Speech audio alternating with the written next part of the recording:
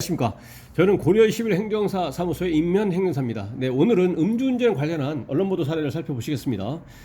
네, 제목은 음주운전 재판 중 무면허 음주운전 3종 추돌 사고 낸 40대 여성 집행유예, 징역형의 집행유예라고 되어 있습니다. 그 내용을 살펴보시겠습니다.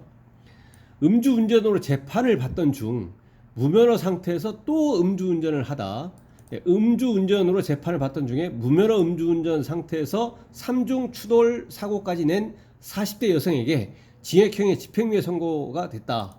제주지방법원 형사 1단독은 도로교통법 위반, 음주운전, 무면허 운전, 특정범죄 가중처벌 등에 관한 법률 위반, 위험운전 치상 등의 혐의로 재판에 넘겨진 A씨 43세에게 징역 2년 6개월에 집행유예 4년을 선고했다고 10일 밝혔다. 재판부는 이와 함께 A씨에게 2년간 보호관찰을 받을 것과 200시간의 사회봉사, 그 다음에 40시간의 준법운전 강의 수강명령, 수강을 명했다. 이 부수처분으로 보호관찰도 있고, 이제 사회봉사 명령하고 준법운전 강의 수강명령도 있습니다.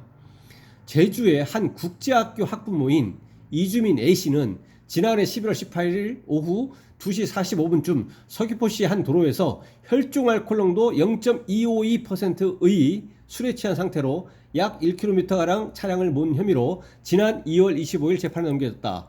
이로 인해 A씨는 자동차 운전면허가 취소된 상태였음에도 불구하고 세 달 뒤인 지난 5월 17일 오후 5시 15분쯤 서귀포시의 한 도로에서 또다시 면허 취소 수치인 혈중 알코올 농도 0.132%의 술에 취한 상태로 약 100m가량 차량을 몰았다.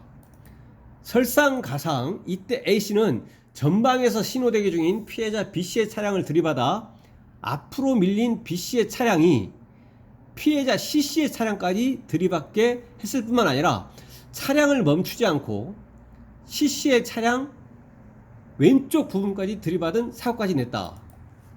이 사고로 B씨와 B씨 차량 동승자는 약 2주간, C씨는 약 6주간의 치료가 필요한 상해를 입었다.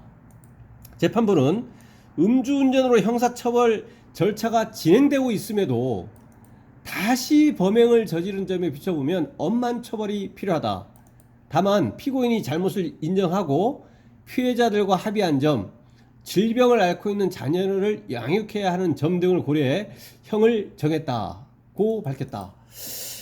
네, 이거를 보시면은 이제 음주운전으로 이제 처음에 0.252%에서 이 재판 중인 거죠. 그러니까 여기서는 정확하게 나오지는 않았지만. 여기서는 정확하게 나오진 않았지만 이게 약식일 수도 있지만 이게 수치가 높아가지고 1차 음주운이었을 때 0.252%의 경우에는 통상 약식으로 해가지고 벌금 최저 1,000만 원에서 많으면 한 1,500만 원까지 나옵니다. 0.252%의 경우에는 약식으로 해서 벌금이 1,000에서 많이 나오면 1,500까지도 나옵니다. 다만 이 수치가 매우 높기 때문에 이 건에 대해서 공판 절차를 거쳐서 징역형의 집행유예 선고를 받을 수도 있습니다. 이 수치가 매우 높기 때문에 물론 이제 공판 절차를 거쳐서 그냥 벌금형이 나오기도 하죠. 근데 이러한 상태에서 이제 재판에 넘겨졌고 이제 검사가 기소를 해서 약식 재판이든 공판 절차이든 이게 진행 중에 있는 상태여서 그리고 0.252%는 080 이상부터는 면허 취소이기 때문에 면허 취소가 됐던 거죠. 이때 0.252%에서는 재판 중이면서 형 확정은 안 돼 있고 그다음에 면허는 취소가 돼 있는 상태에서 또다시 0.132%에서 이제 음주운전, 그러니까 무면허 상태에서 음주운전을 해가지고 이번에는 인적 피해, 물적 피해를 야기한 거죠. 인적 피해하고 물적 피해까지도 야기한 겁니다. 그래서 그 피해자에 대해서 약 2주, 3주 이렇게 2주, 6주 이렇게 경상 중상에 이렇게 사고까지 야기한 겁니다.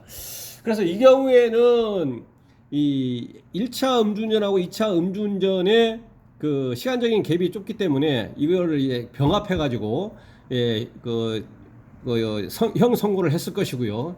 그래서 이러한 경우에는 인적 피해의 복수이고 인적 피해가 한 명이 아니고 여러 명이고 그다음에 1차 음주운전하고 2차 음주운전의 시간적인 갭이 아주 짧고 이번에 사고까지 났고 이런 걸 고려하면 어쩌면 이제 그 징역형의 단기 징역형의 실형을 받았을 수도 있는 그런 사안이었는데 물론 이제 그 징역형 집행유예가 완전히 이제 배제될 수 있는 완전히 배제되는 그런 것도 아닙니다. 그러니까 이러한 사안을 가지고 만약에 상담을 한다면 형사처벌에 대한 예상을 한다면 징역형의 집행유예 또는 단기 실형 가능성을 배제할 수 없다 또는 단기 실형 가능성도 있다 뭐 이런 식으로 답변을 했을 것 같습니다.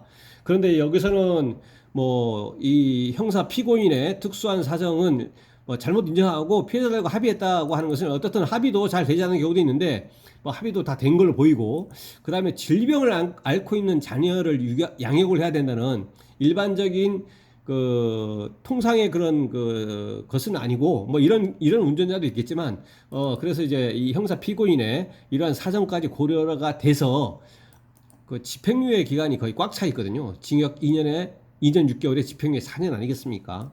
그래서 4년 집행유예 4년 기간 동안은 정말로 이제 잘 해야 되는 거죠. 왜냐하면 징역형의 집행유예 기간 중에 금고 이상의 형사처벌이 확정이 돼버리면 그 형에다가 이 형 받은 징역형의 2년 6개월 이게 그러니까 징역형의 집행유예 4년이 효력이 상실돼 가지고 플러스 징역형의 2년 6개월이 플러스가 돼버리는 거예요. 그러니까 집행유예 기간 중에 만약에 금고 이상의 형 만약 6개월 또는 1년을 받아버렸다 다른 범죄로 인해서 1년이다 그러면 1년 더하기 2년 6개월 해가지고 3년 6개월 동안 복역을 해야 되는 거죠. 교도소 가야 되는 겁니다. 그래서 이 기간이 상당히 그 집행유예 기간이 길고 이런 걸 고려하면 어쩌면 징역형의 단기 실형을 받았을 수도 있는 그런 사안이었다는 얘기입니다.